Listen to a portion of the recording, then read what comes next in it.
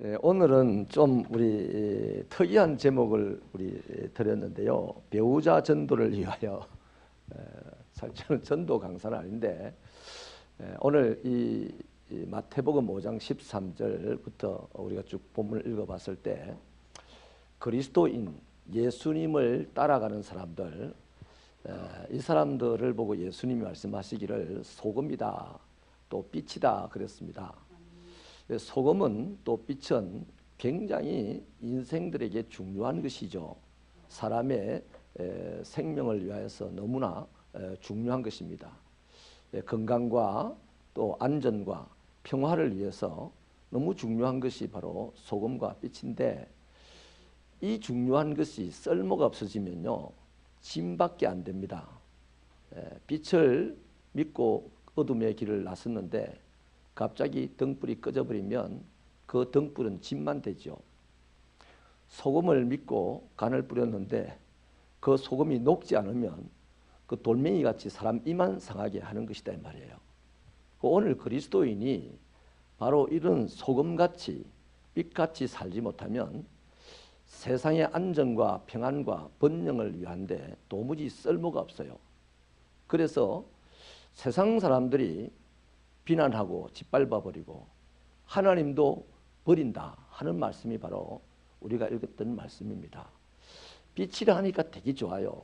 소금이라 하니까 되게 좋아요. 소금일 때 좋은 겁니다. 빛일 때 좋은 겁니다. 소금 기능을 하지 못하는 소금일 때, 빛의 기능을 하지 못하는 빛일 때는요 내도 망하고 지도 망하고 세상도 망하게 하는 그 더러운 물질일 수밖에 없는 것이다 이 말입니다.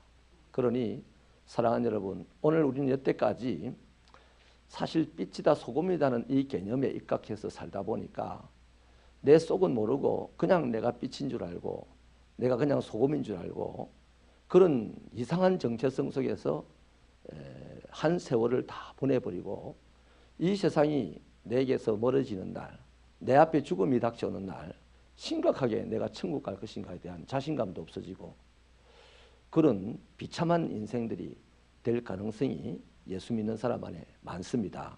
그러니까 여러분, 예수님의 말씀대로 내가 빛으로 빛이 나고 내가 소금으로 맛이 나는 그런 신앙생활이 되시길 바랍니다. 신앙생활이라는 것은 밖으로 드러나는 활동입니다. 신앙은 내 존재입니다. 지난 새벽기도 11조 첫째 시간에 제가 두 번째 시간에 그 말씀을 드렸죠. 성경이 그리스도인에 대해 설명을 할 때 하나는 존재에 대한 설명을 한다 그랬는데 그것이 요한복음 3장 16절입니다. 하나님의 사랑 때문에 누구든지 예수를 믿으면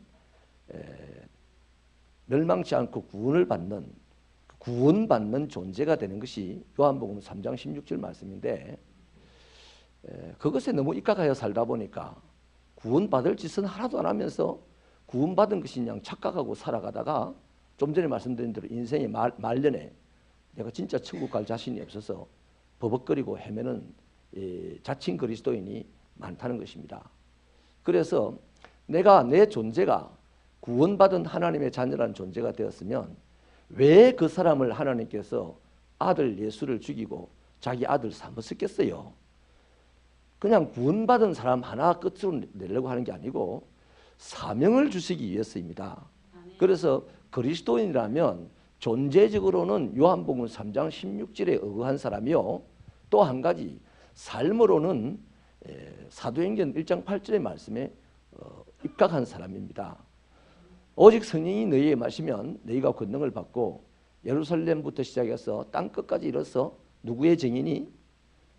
예수의 증인이 되는 것이 바로 우리 그리스도인들 구원받은 자의 사명이요, 그리스도인이 되고 난 이후의 목표다 이 말이에요. 우리들의 오늘 삶의 목표가 뭐냐? 돈 많이 벌어서 막 떵떵거리고 요트 2대 3대 가지고 살아가고 남 못하는 헬기 타고 출장을 다니고 이것이 목표가 아니다 이 말이에요. 그것이 목표인 것 같으면 바울은 구원받은 이후에 그런 것들을 분토처럼 버리지 않았을 겁니다. 그것을 활용해 가지고 복음을 전했을 겁니다. 그런데 바울은 그것을 다 버리고 그냥 예수 십자가 하나 붙들고 두드려 맞아가면서 굶어가면서 즐겁게 복음을 전했다는 거죠. 오늘 저는 한 집사님을 만났는데 이 집사님에게 제가 도전을 했더니 그래요. 자기가 주도를 하지 못하겠다. 왜냐? 그러니까 그렇게 되면 더 열매가 좋아질 때 자기 왕국이 될 것이라는 두려움 때문에 자기가 못하겠다는 거예요. 그분의 말씀을 내가 가만히 듣고는 참 이 사람의 삶에 신앙의 깊이가 있구나. 그런 제 나름의 결론을 내리고 알았다. 그러면 네가 주도하지 마라. 그렇게 말씀을 드렸습니다. 여러분, 오늘 우리는 남편이든 아내든 누군가의 배우자입니다. 물론 상처하셔서 혼자 되신 분도 있을 수 있지만 대체적으로 우리는 배우자가 있습니다. 이 배우자를 어떻게 하면 내가 구원받고 내가 영생하고 내가 복락을 누리는 그것이 진짜 좋다면, 정말로 그것이 좋다면 나의 배우자도 속히 구원받고 속히 복락을 누리고 속히 영생을 누리는 사람이 되어야 하지 않습니까? 그것을 위해서 내가 지금 최고의 목표를 가지고 살아야 되지 않겠어요? 그래서 배우자 전도를 위해서 오늘 말씀을 드리겠는데요. 그냥 가벼운 마음으로 들으시기 바랍니다. 우리 4가지 활동을 좀 하시면 좋겠어요. 실질적으로. 첫째는요. 한번 따라합시다. 배우자의 마음을 빼앗아라.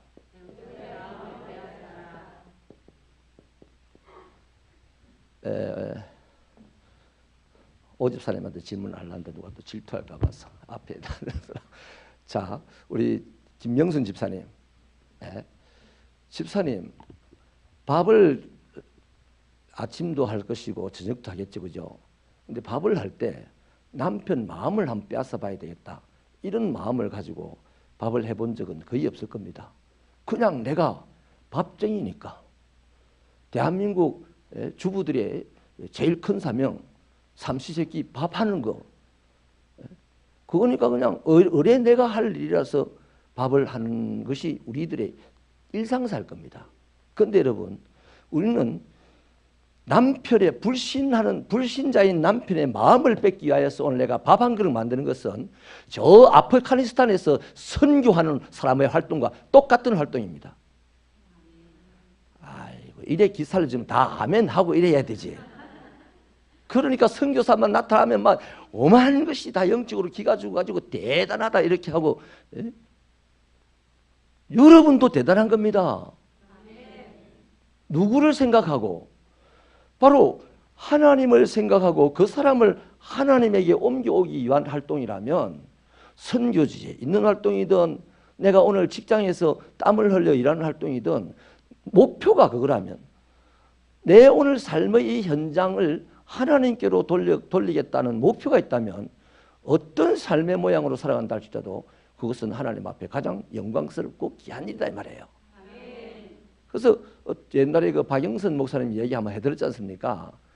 주일학교 교사들 다 수련을 마치고 저 남해안에 갔다가 돌아오면서 아주 근하게 식사집에 가서 식사를 다 주문해놓고 이제 식사가 딱 나왔는데 목사님이 이제 기도를 딱 마치고 나니까 한 집사님이 탁자를 탁 치면서 할 말이 있습니다.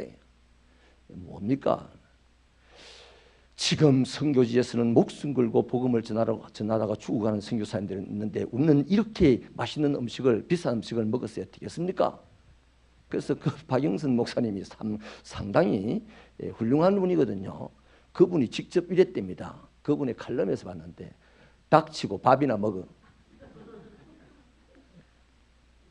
아니 오늘 여름 성경학교를 하느라고 애 하나 물에 빠져 죽을까 봐, 산에서 엎어져 떨어져 다칠까 봐 노심초사하면서 밤잠 못 자면서 아이들을 가르치고 훗날 위대한 선교사를 만들어내려는 그 꿈을 꾸고 사역을 2박 3일 동안 하고 나온 그 교사는 그냥 허접한 일을 했고, 저 선교지에서 일하는 그 사람은 대단한 일을 했습니까? 아니요.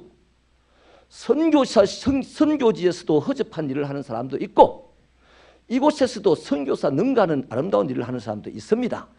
그러니 하나님 안에서 살아가는 모든 사람들은 하나님께 피조물을 옮기겠다는 이 생각을 하고 하는 활동은 전부 다 거룩한 활동이다 이 말이에요.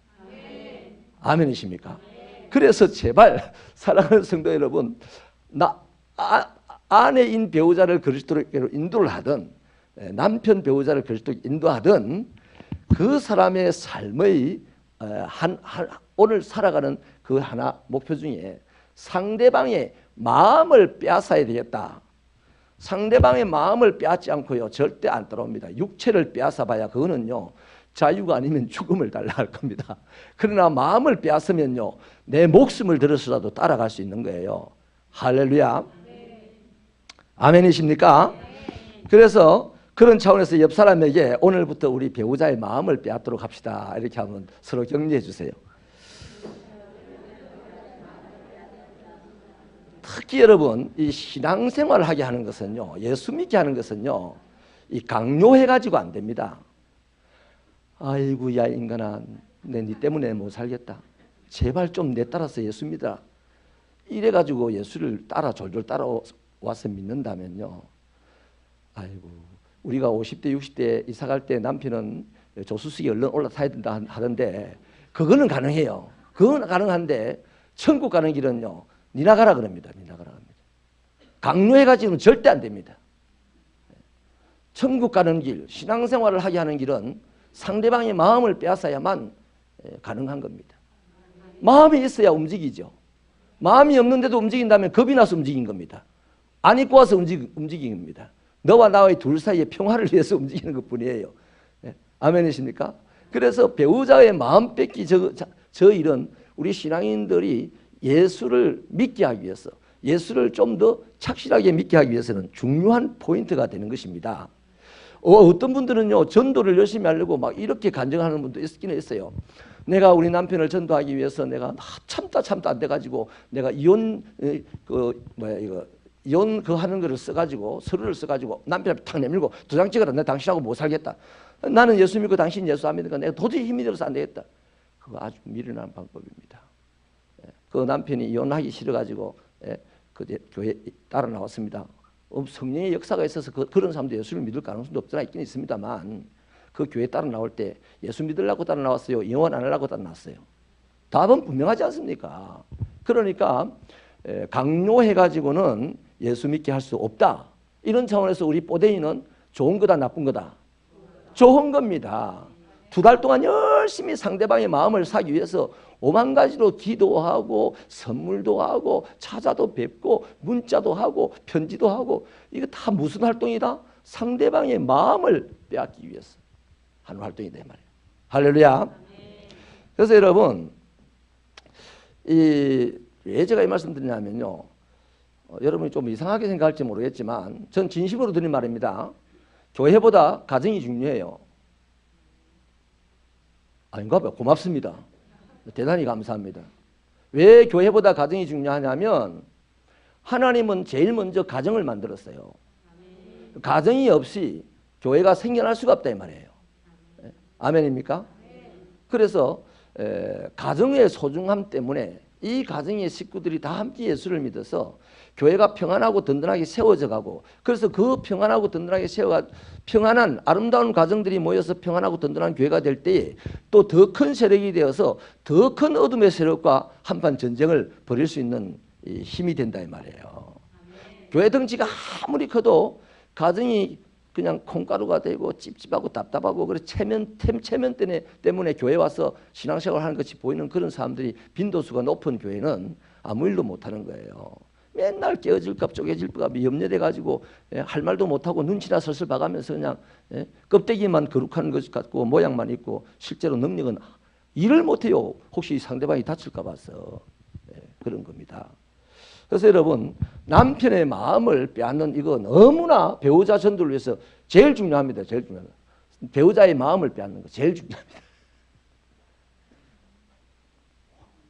황 집사님 배우자의 마음을 콕콕 확확 싹싹 빼앗으시기 바랍니다.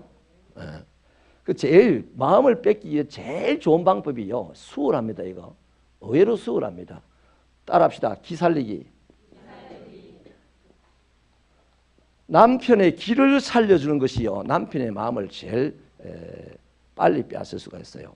여러분 남편들이요 특히나 바깥에 나가서 오늘 하루도 치열하게 하루를 삽니다.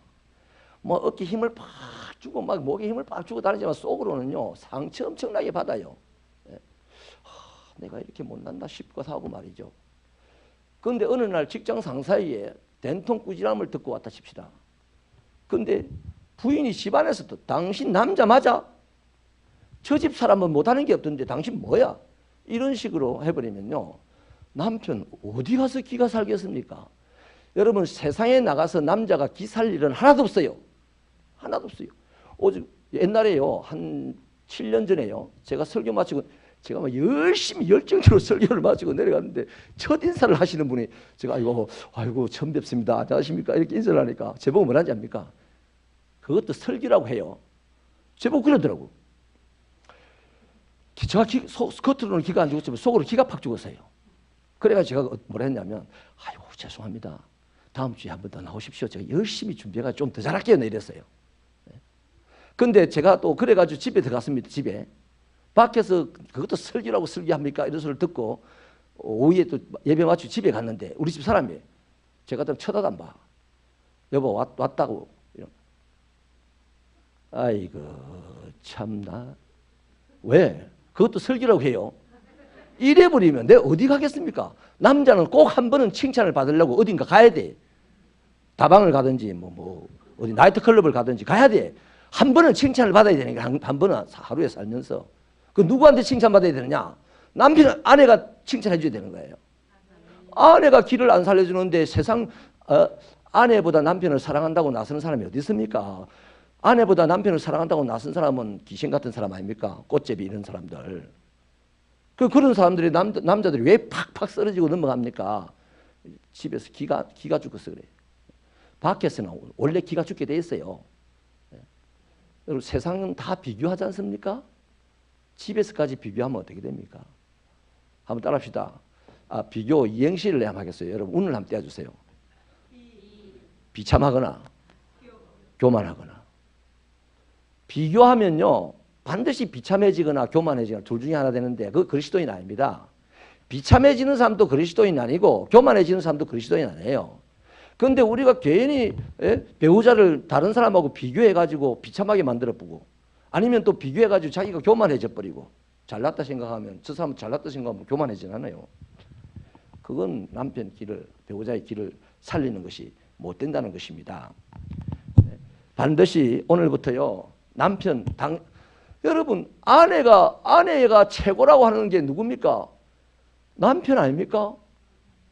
오집사님, 앞에 있어서 환하게 웃어서 질문을 해야 되겠다. 오집사님, 문재인 대통령이 최고입니까? 김동연 집사가 최고입니까? 뭐를 맡기도 김동연 집사가 훨씬 낫죠? 그럼요. 문재인 대통령 아무것도 아닙니다. 내 남편에 비하면. 아멘이십니까? 그래서 자기 배우자를 길을 팍팍 살려주는 분이 바로 지혜로운 사람입니다. 지혜로운 현숙한 여인이 되는 거죠. 근데 여러분, 이 기 살리는 거 하나 중에요, 꼭 명심하시겠습니다. 남편의 취미, 기호를 너무 무시하지 마세요. 취미는 뭡니까? 낚시를 좋아한다. 아이고, 집을 놔두고 밤만 되면 밤에 기 나가지고 막 낚시를 하고 자빠졌어. 그러면 내 옆에 잠을 안 자는 남편에 대해서 우리는 또 깎아내릴 수 있어요. 저 집 남편은 맨날 부인 덩어리를 주물러주고 부인 잠재우고 자기가 잠자는데 당신은 맨날 밖에 나가서 고기나 만지고 말이야. 이렇게 한다는 거죠. 그 다음 기호가 뭐예요? 술, 담배가 주죠. 술, 담배가. 이런 거에 대해서 비난하면 안 됩니다. 여러분, 이거 비난한다고 해서 이게 고쳐지겠어요? 아까 말했던 대로 강조하고 그런다고 해서 이게 고쳐지겠습니까? 아닙니다. 길을 살려주다 보면 이런 것이 점점 고쳐지게 돼 있어요. 인정하시면 아멘 합시다. 오늘 아멘 별로 안 하네. 아멘 빨이 없네. 그러면 이게 잘 안 됐다는 얘기입니다. 나는 남편의 마음을 빼앗고 산다라고 착각하지 마세요. 나는 아내의 마음을 빼앗고 산다고 착각하지 마세요. 내가 남편의 길을 살려주지 않는다면 나는 이미 남편 마음 빼앗기를 포기했어요. 인정하시면 아멘 합시다. 정말입니다. 간단한 얘기입니다. 남편의 마음을 빼앗으려고 오늘 도마질 하나 하는 거, 남편의 마음을 빼앗으려고 내가 눈에 눈썹을 하나 붙이는 거, 우리 남편 마음 빼앗으려고 눈썹 붙이는 거 아니잖아요. 빗자루 몽둥이 같은 거 안 붙이잖아요. 그러니까. 어디 갈 때 붙입니까? 하다못해 모임 갈 때, 동창회 갈 때는요. 그 동창회 가면 시시끌렁한 무시마들밖에 없어. 우리 초등학교 친구들 다 시시끌렁 하잖아요. 거기 갈 때는 막 빗자루 몽둥이 이만한 거 달고 가지고 껌뻑껌뻑한다. 그죠? 저 기도원에 올 때도 뭐 기도원에도 가보면요. 이런 걸 달아가지고 울다가 뭐 요 붙어 있고 그래. 아이, 가관이라고. 그 기도원 오는데 말라고 그런 걸 하고 오지. 심지어는 저 등산 가는데도 그 화장을 쫙 하고 오더라고. 이유는 모르겠어요, 이유는. 누군가에게 아름답게 보여야 되겠다는 거죠. 첫째는 자기에게 아름답게 보이려고 하겠죠. 남들이 아름답다는 말을 해주는 걸 듣고 싶어 하겠죠. 남편이 아름답다고 말하는 걸 듣고 싶어 해야 되지. 아멘입니까?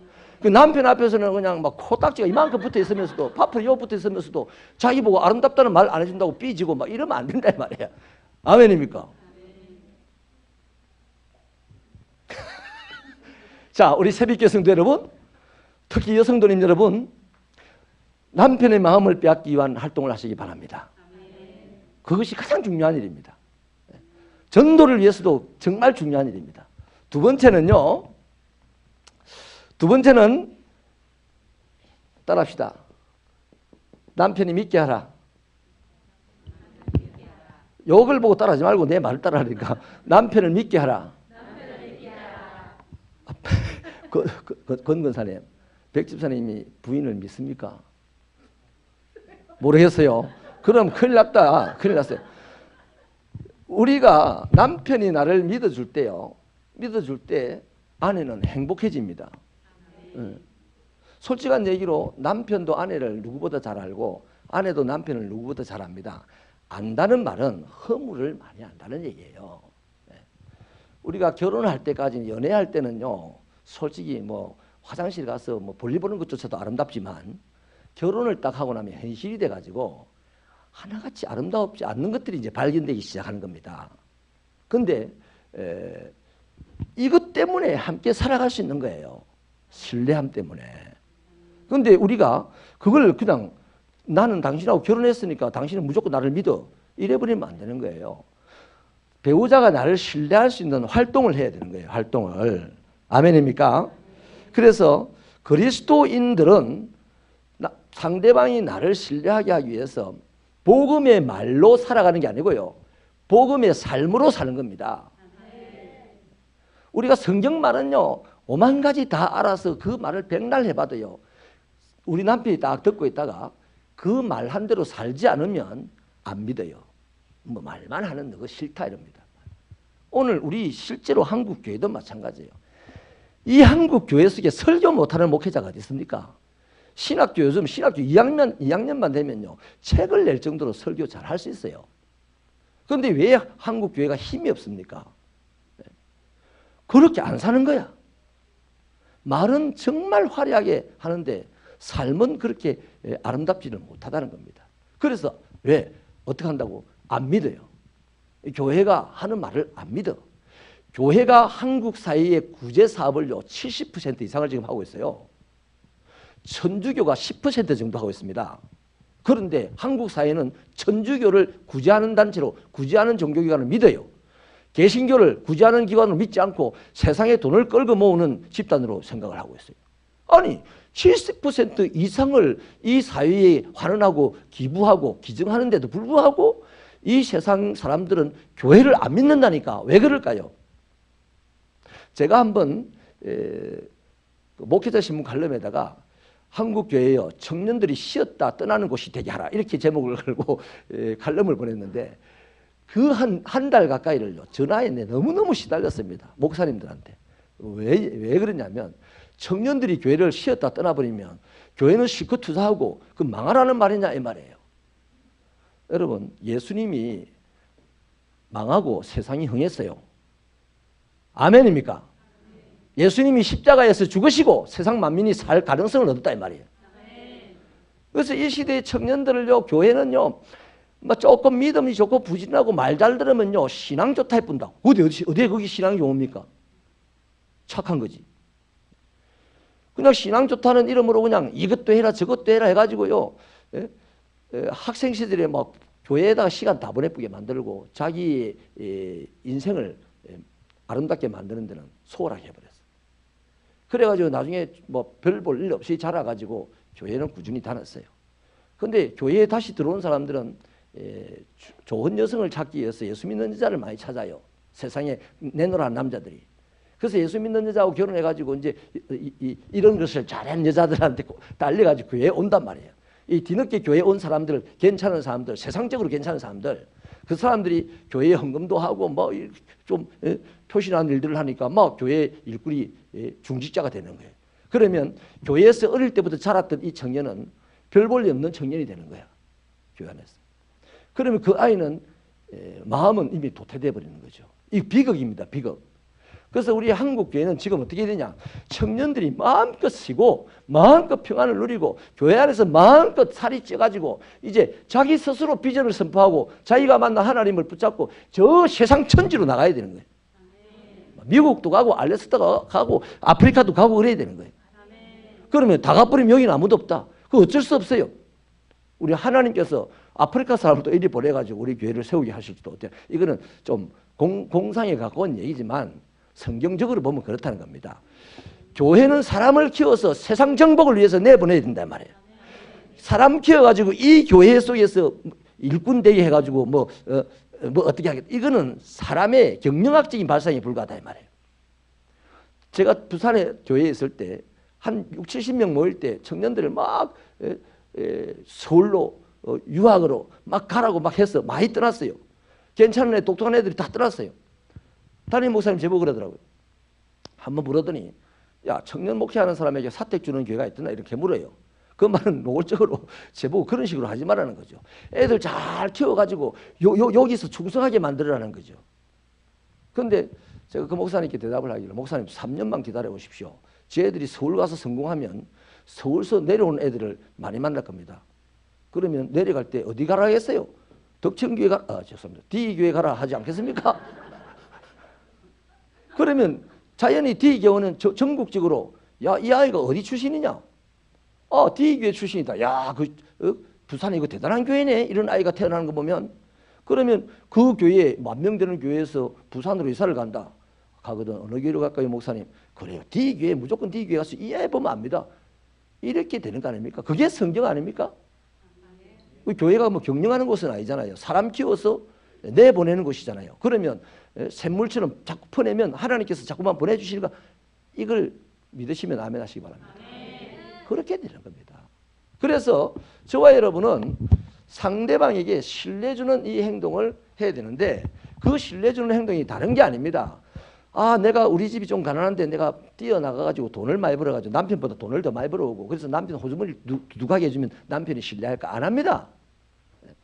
내 남편이 그리스도인인 나를 신뢰할 때는요 딱 하나입니다. 내가 예수 믿는 사람으로서 말씀으로 사느냐, 다시 말하면 복음의 삶을 사느냐 안 사느냐. 네가 복음 하던데 너는 복음을 안 살면서 왜 복음 하냐? 나 니 못 먹겠다. 이 시대거든요. 근데 우리가 복음 하면서 복음으로 살게 되면 우리는 어떻게 사람들에게 신뢰받는 사람이 되는 거예요. 그러면 믿으면 맡기지 않겠습니까? 여러분 은행도 믿을 만한 은행에다 돈을 맡기잖아요.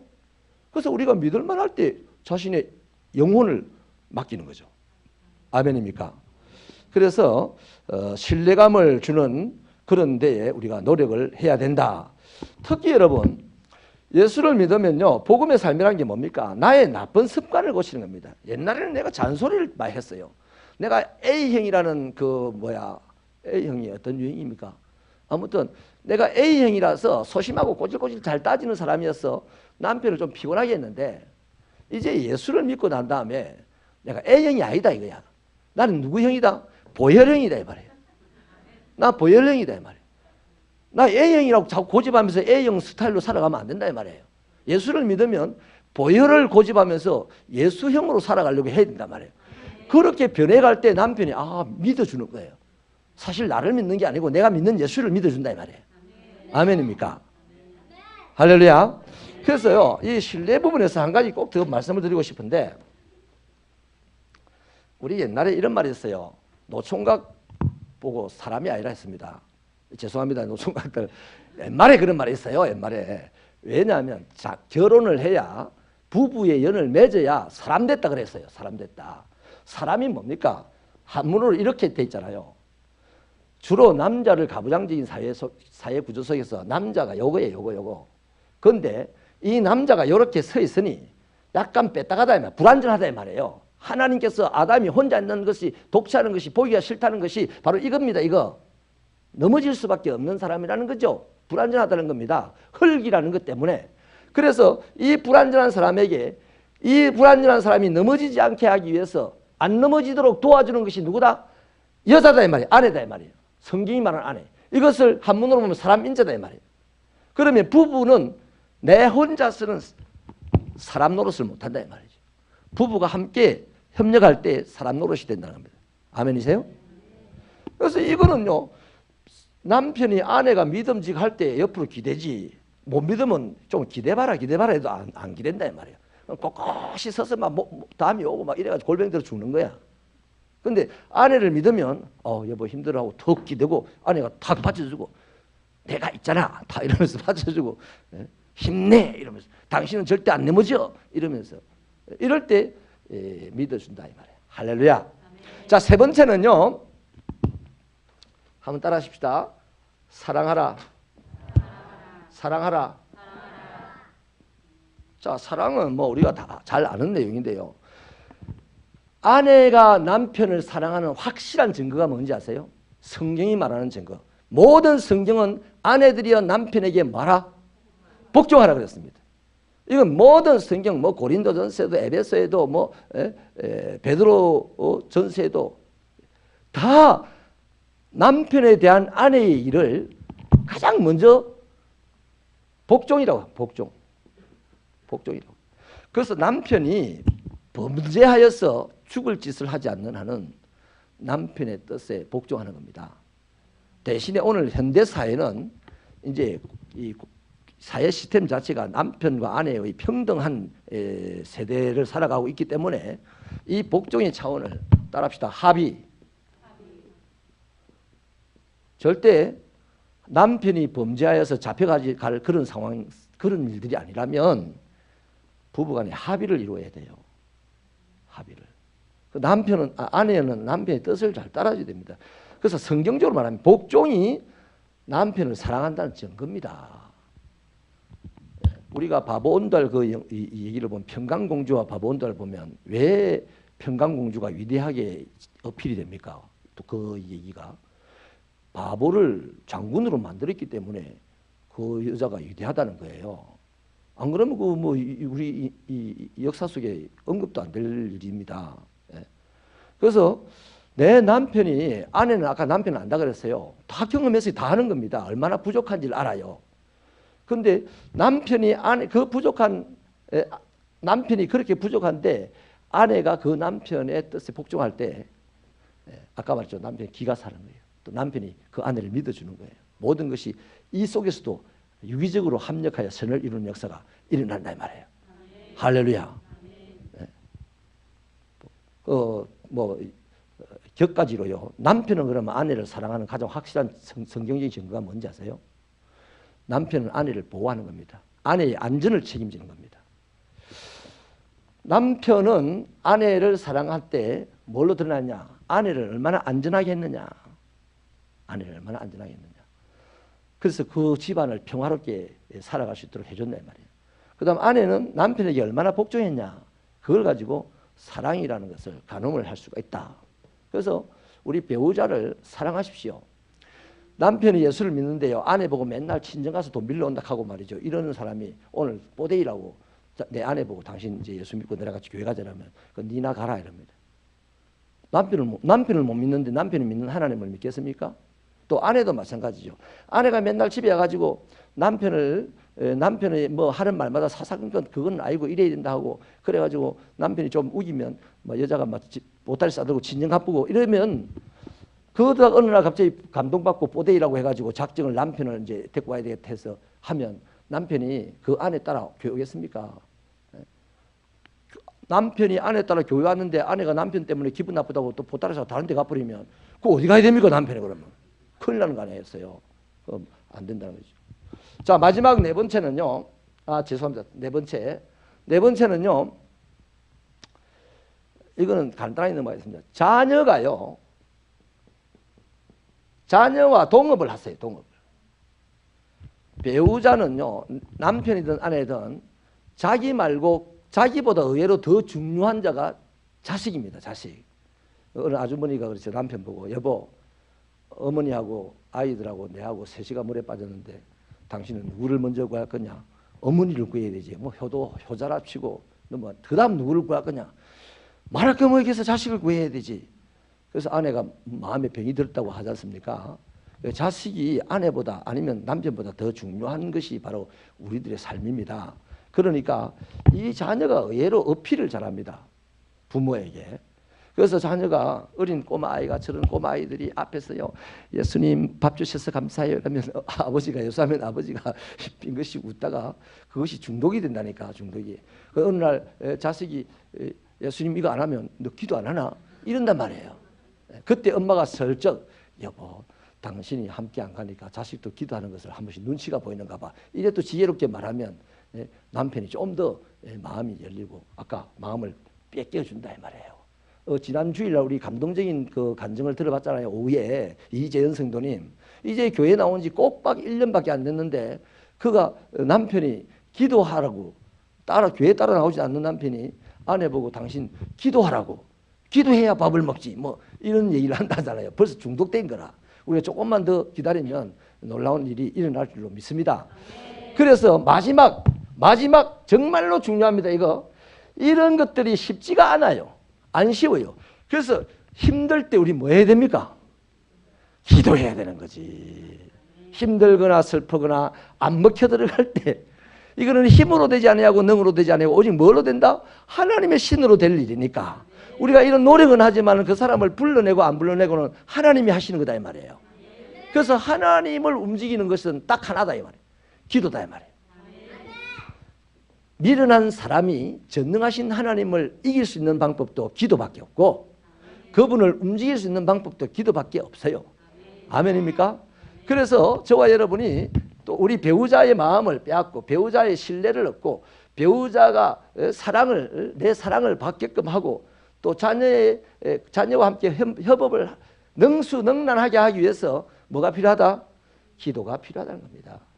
아멘이십니까? 그래서 여러분 기도로 말미암아 모든 것이 이제 어느 날 기도는 끝까지 하는 거 아닙니까? 이루어질 때까지. 어느 날 이루어지게 되면 그때 우리는 성전도를 울리면서 뭐 승리는 내 것일세 이러면서요. 원수를 짓밟아 이겨놓고 이러면서 이제 간증하는 삶이 되는 거예요. 자, 말씀을 이제 마칠게요. 여러분, 오늘 이 시대에는 주로 남편에 대해서 우리가 주부들이 교회를 많이 나오시니까 남편에 대해서 말씀드렸는데 이 시대의 남편들은 실패의 줄에 서 있어요. 대체로 실패의 줄에 서 있습니다. 그런데 그 실패의 줄이 구원의 줄이 될 가능성도 많아요. 왜냐하면 실패했을 때 자기 마음이 외롭고 분하고 억울하고 약함을 느끼거든요. 그때 아내가 여보 힘내세요. 내가 있잖아요. 당신 사업에 망했다고요. 그래도 안 죽어요. 내가 할게요. 당신 쉬세요. 내가 믿는 예수님은 우리를 그냥 내버려 두지 않을 거예요. 이런 말 한마디. 또 남편을 향해 실패한 남편 그것도 하나 못해가지고 집구석을 망쳐먹나 어디다가 돈을 사기를 당해가지고 이런 것보다도 그럴 수도 있죠. 어차피 터진 일을 어떡하겠어요. 당신 밥이라도 많이 먹고 건강하세요. 이러면서 도마지를 열심히 왜 뭐 하려고? 마음을 빼앗으려고. 이 내가 다섯 가지의 전체의 목적은 뭐예요? 그분을 내 배우자를 그리스도께로 인도하고 그분의 영원한 생명을 누리는 사람이 되게 하려는 의도를 가지고 하는 거 아니겠습니까? 이것은 우리 오늘 배우자의 마음을 빼앗아라, 배우자의 신뢰를 받아라, 배우자를 사랑하라, 자녀에게 도움을 받아라, 기도하라. 이것은요 우리 어렵다고 하는 사실 배우자를 하나님께 인도하는 것이 제일 어렵긴 어려워요. 그러나 그 어렵다고 하는 것을 능히 할 수 있게 하는 비결인 줄 실질적인 도움이 될 줄로 믿습니다. 기도하시겠습니다.